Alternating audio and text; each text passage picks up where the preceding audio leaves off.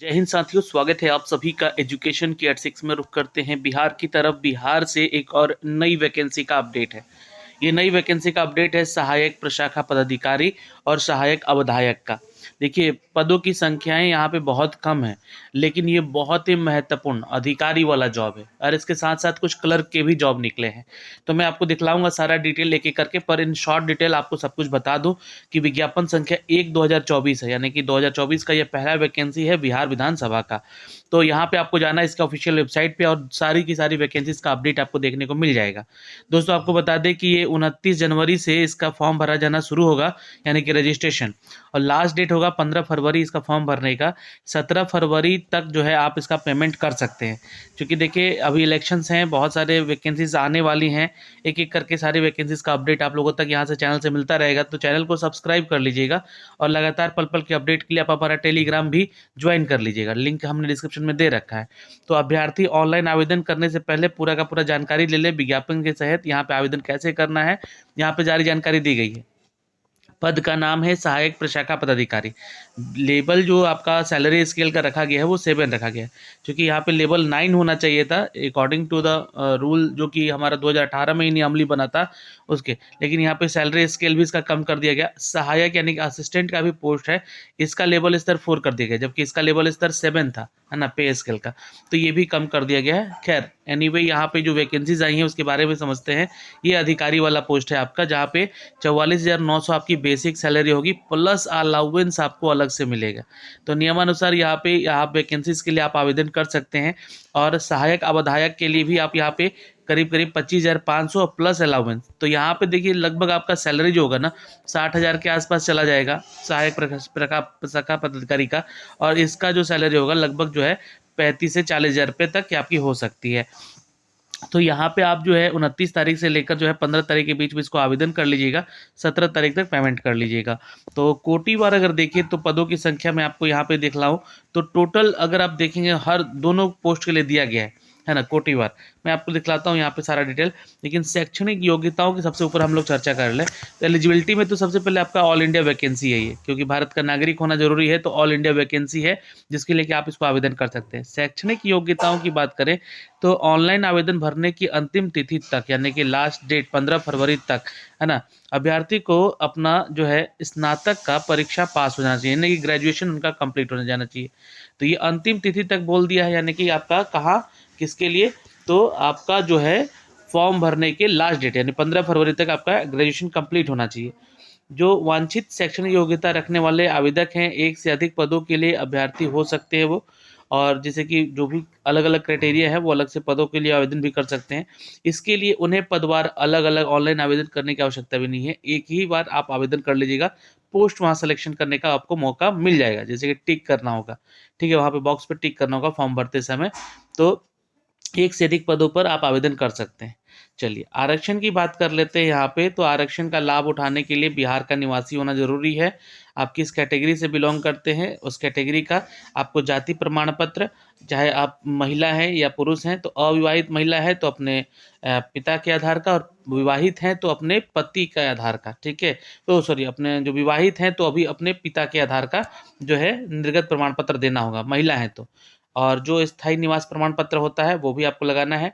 और उसी प्रकार ऑनलाइन आवेदन करते समय आरक्षण का दावा करने वाले पिछड़ी जाति के या अत्यंत पिछड़ी जाति के अभ्यर्थी के पास जो है उनके प्रमाण पत्र रखना जरूरी है, जैसे कि जाति प्रमाण पत्र, स्थायी प्रमाण पत्र, एनसीएल का सर्टिफिकेट, है ना। ध्यान रखिएगा जो भी एनसीएल का सर्टिफिकेट बनेगा महिलाओं का, उनके पिता के ही एड्रेस से बनेगा, यानी कि ओबीसी और एनसीएल अपने पिता के ही एड्रेस से बनवाइएगा। स्थायी प्रमाण पत्र अपना, और जाति प्रमाण पत्र ये भी अपना जो है आप लोग जो है ना बनवा सकते हैं अपने पिता के ही एड्रेस से, ठीक है, ये ध्यान रखेंगे। चलिए, तो पिछड़ा और अत्यंत पिछड़ा वर्ग की दशा में अपने स्थायी अधिवास अंचल के राज्य सरकार द्वारा अधिसूचित अंचलाधिकारी द्वारा निर्गत जाति प्रमाण पत्र, स्थायी निवास प्रमाण पत्र और क्रीमी लेयर प्रमाण पत्र तथा अनुसूचित जाति जनजाति से संबंधित जो लोग हैं वो अपने स्थायी निवास प्रमाण पत्र और अंचल द्वारा जो है अंचलाधिकारी के द्वारा स्थायी निवास प्रमाण, मतलब जो एससी एसटी है उनको सिर्फ निवास प्रमाण पत्र बनवाना है और अपने सीओ या आरओ के स्तर पे बनवाना है। और जो जाति प्रमाण पत्र है जो एससी एसटी के अलावा जो ओबीसी है तो एनसीएल बनवाएंगे, वो भी अपना आरओ और सीओ लेवल से बनवाएंगे। जो ना स्वतंत्रता सेनानी के नाते पोते हैं वो संबंधित हैं, अगर आरक्षण का लाभ उठाना चाहते हैं तो उनको भी 2% का यहाँ पे बेनिफिट मिलता है। तो वो भी अपना जो है ये सारा प्रमाण पत्र जो है अपने गृह जिला के जिला पदाधिकारी या उनके द्वारा प्राधिकृत हस्ताक्षर के द्वारा ये होना चाहिए। तो ये आपका जो है डीएम के आधार पे बनेगा, है ना, जिनका भी ये बनेगा। सामान्य प्रशासन के लिए जो भी यहाँ पे हैं छात्र, या ध्यान रखिएगा, सामान्य प्रशासन बिहार की अधिसूचना के अनुसार यहाँ पे आर्थिक रूप से जो कमजोर हैं, ईडब्ल्यूएस कैटेगरी से आते हैं, उनको भी 10% का यहाँ पे लाभ मिलता है आरक्षण का। तो वो भी अपना जो है ना सक्षम पदाधिकार के द्वारा ही निर्गत करेंगे, जो भी हमारे जो सीओ या आरओ लेवल से ये बनता है ना, रेवेन्यू ऑफिसर वगैरह साइन करके बनाते हैं, तो वहाँ से बनवा लीजिएगा। फिर मेडिकल बोर्ड से अगर जो पीएच कैटेगरी के छात्र हैं वो अपना 40% से अगर अधिक है उनका निःशक्तता यानी कि दिव्यांगता, तो भी प्रमाण पत्र उनको बनवाना होगा। ये ध्यान रखिएगा, आपको जो है सरकारी मेडिकल कॉलेज या अस्पताल से ये आपको निर्गत करवाना होगा। तो ये तो सारी हो गई चीज़ें आरक्षण को लेकर। एज क्राइटेरिया को लेकर यहाँ पे बात करें तो 21 साल आपका जो है न्यूनतम न्यूनतम होना चाहिए उम्र सीमा, और मैक्सिमम 37 साल है, तो ये ध्यान रखिएगा। और महिला हैं तो आपको 40 साल तक आवेदन मिलेगा सभी वर्गों के लिए, सभी कैटेगरी के लिए।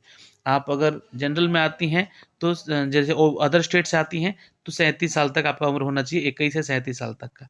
ठीक है, जो SC ST छात्र हैं बिहार के हैं उनको 42 साल तक पुरुष और महिला को छूट मिलेगा। अब कैलकुलेट कर लीजिएगा अपना एज यहाँ पर कब तक आप आवेदन कर सकते हैं। बाकी जो भी कैटेगरीज में जो लोग दिव्यांगता से बिलोंग करते हैं या एक सर्विसमैन है ना, उनके लिए भी एज उम्र सीमा में 3-3 साल का छूट दिया गया है। परीक्षा की पद्धति के ऊपर चर्चा कर लेते हैं भाई यहाँ पे। तो देखिए OMR बेस आपका ये एग्ज़ाम होने जा रहा है, और 2 चरणों में ये परीक्षा ली जाएगी। प्रारंभिक परीक्षा जो होगा आपका वस्तुनिष्ठ होगा, बहुवैकल्पिक होगा, यानी कि MCQ बेस एग्ज़ाम होगा। फिर उसके बाद OMR साथ होगा, इसके सफल अभ्यर्थी को मुख्य परीक्षा में बुलाया जाएगा, है ना, और आपको ये क्रम वाइज बुलाया जाएगा आपको, तो ये ध्यान रखेंगे। फिर यहाँ से जो है आपको ये एग्ज़ाम होगा, उसका मेंस का एग्ज़ाम भी OMR बेस ही ली जाएगा। प्रारंभिक परीक्षा के अधीन उम्मीदवार की परीक्षा फल उक्त पदों के लिए नियमानुसार आरक्षणवार और अनुवर्ती और मुख्य प्रतियोगिता परीक्षा के निमित्त घोषित किया जाएगा।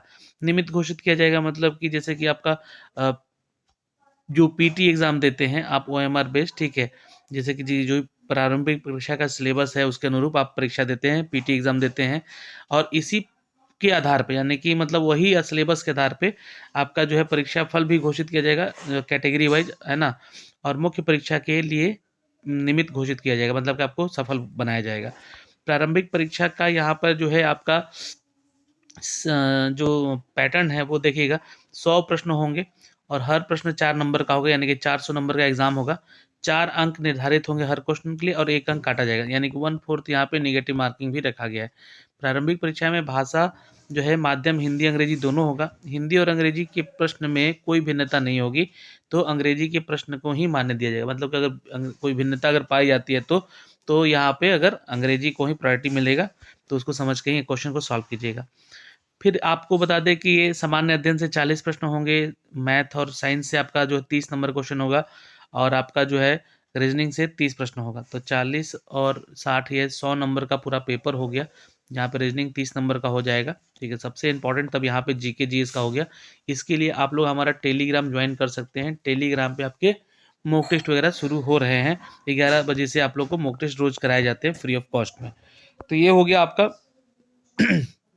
सारी जानकारी। ये सिलेबस का पैटर्न हो गया, सामान्य अध्ययन में कौन कौन से टॉपिक से पूछे जाएंगे, जैसे महत्वपूर्ण राष्ट्रीय अंतर्राष्ट्रीय समसामयिकी घटनाएं होते हैं, पुरस्कार, खेल खिलाड़ी, भारत और उसके पड़ोसी देश से संबंधित क्वेश्चन रहेंगे करंट के, और बिहार और साथ में भारत के परिदृश्य में भी सवाल पूछे जाएंगे। यहाँ पे लिखा गया है इतिहास, संस्कृति, भूगोल और आर्थिक परिदृश्य से और कृषि परिदृश्य से संबंधित क्वेश्चन आपके पूछे जाएंगे।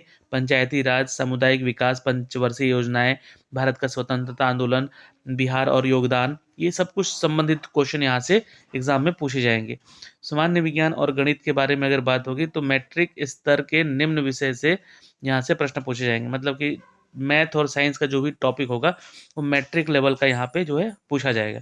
सामान्य विज्ञान, सामान्य गणित, यहाँ से टॉपिक उठा के। फिर आपका रीजनिंग वाला सेक्शन है, इसको तो आप लोग पढ़ना ही है। फिर मुख्य परीक्षा में भी आपका सेम सिलेबस होगा, बस यही है कि जितना वैकेंसी होगा उसका 10 गुना लोगों को यहाँ पे बुलाया जाएगा। मुख्य परीक्षा के लिए विज्ञापन अलग से जारी किया जाएगा, उसका सिलेबस भी बता देंगे, है ना। फिर उसके बाद आपका मेधा सूची मुख्य परीक्षा के आधार पे ही यहाँ पे जारी किया जाएगा, ध्यान रखिएगा। क्योंकि 2018 की अधिसूचना नियमावली के तहत ये सेवा शर्तें होंगी, लेकिन सैलरी क्यों कम कर दी गई है ये समझ में नहीं आ रहा है। ठीक है, अब परीक्षा शुल्क यहाँ 600 रुपये लिया जा रहा है आपसे फॉर्म भरने का।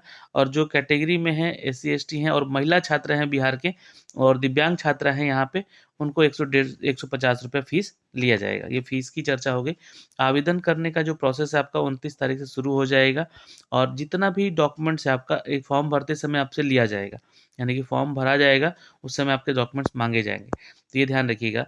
और यहाँ पे डिटेल मांगा जाएगा उसका, और 17 फरवरी तक पेमेंट भी लास्ट आपको कर देना। तो ये सारी जानकारियाँ हैं, कैसे फॉर्म भरना है मैं आपको 29 तारीख को फॉर्म भर के भी एक बता दूंगा। ठीक है, ये वैसे तो दिशा निर्देश दे दिए गए हैं, लेकिन मैं फॉर्म भर के ज़रूर बताऊंगा इसका, ताकि आपको कोई भी समस्या इससे रिगार्डिंग ना हो। तो अब आते हैं दोस्तों यहाँ पे, ये तो सारी जानकारी हो गई। अब टोटल नंबर ऑफ पोस्ट की देख ले, बात कर ले। तो टोटल पदों की संख्या यहाँ पे सहायक प्रशाखा पदाधिकारी का 50 है, और यहाँ पे देखिएगा जो सहायक अवधायक है उसका मात्र 4 पोस्ट निकाला गया है। तो 54 पदों की टोटल वैकेंसी यहाँ पे दी गई है। इसके अलावा आप देखिए जो बिहार विधानसभा के ऑफिशियल वेबसाइट पे आइएगा, तो इसके अलावा यहाँ पे जो है ना, दूसरा वैकेंसी भी है और तीसरा वैकेंसी भी है, लेकिन बहुत कम कम पोस्ट है यहाँ पे। ठीक है, तो यहाँ पे 54 पदों की वैकेंसी है। और अगला जो पोस्ट है यहाँ पे, ये है आपका पोस्ट ऑफ जूनियर क्लर्क का पोस्ट है। और तीसरा जो पोस्ट है आपका यहाँ पे रिपोर्टर का पोस्ट है। जैसे कि अभी कुछ दिन पहले ही वैकेंसीज निकाला गया था, जिसमें कि रिपोर्टर का वैकेंसी था और भी 2-3 पोस्ट है, तो 3 पोस्ट यहाँ भी है, लेकिन यहाँ भी वैकेंसीज कम है। इसके बारे में अगला वीडियो में मैं जानकारी दूंगा, वीडियो काफ़ी लंबा हो जाएगा, इसलिए अभी के लिए इस वीडियो में इतना ही। फिर मिलेंगे अगली वीडियो में बिहार विधानसभा के नेक्स्ट वैकेंसीज को लेकर।